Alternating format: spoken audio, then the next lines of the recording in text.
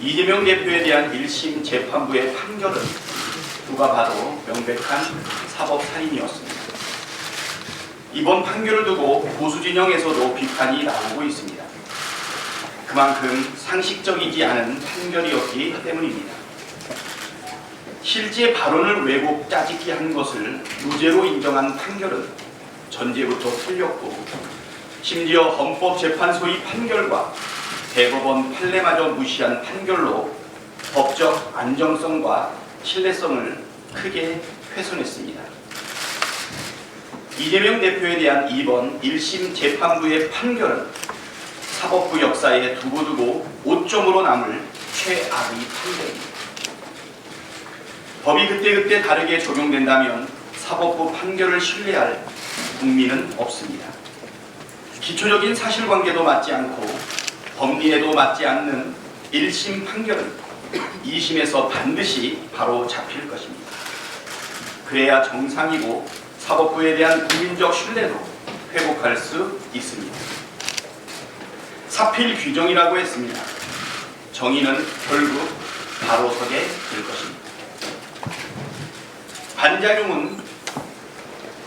작용은 반작용을 낳습니다.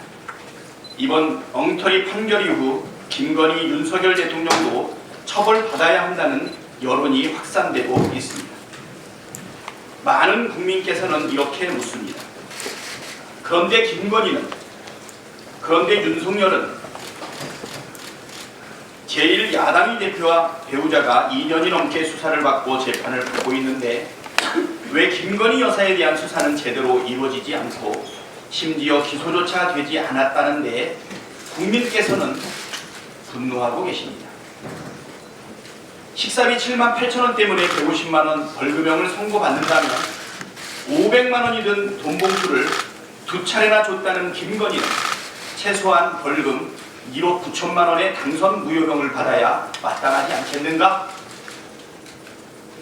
공천 개입을 확인시키는 육성이 공개되었고 더 많은 공천 개입 사실이 드러난 윤석열 대통령은 자신이 수사하고 처벌한 박근혜와 똑같은 벌을 받아야 하지 않겠는가?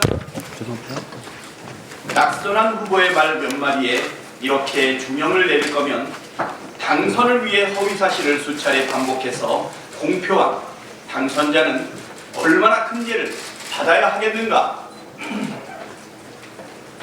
윤석열 대통령과 국민의힘은 국민의 질문에 제대로 답변할 수 있습니까?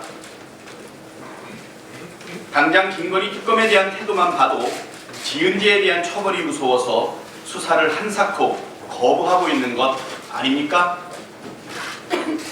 유력한 야당 대선 후보를 제거하면 자신들의 죄가 없어지고 처벌받지 않을 것이며 정권 재창출도 가능할 거라고 믿는다면 어리석고 순진한 발상입니다. 윤석열 대통령과 국민의힘이 김건희 특검을 거부하면 우리 국민께서 용납하시겠습니까? 국민은 공정한 나라를 원하고 공정함은 누구나 공평한 잣대로 평가받는 것이고 누구든 억울함이 없도록 하는 것을 뜻합니다. 대통령 배우자라도 죄를 지었으면 수사를 받고 처벌받는 것이 공정입니다. 윤석열 대통령과 국민의힘이 이번에도 특검을 거부한다면 국민께서는 끝까지 죄를 물을 것입니다.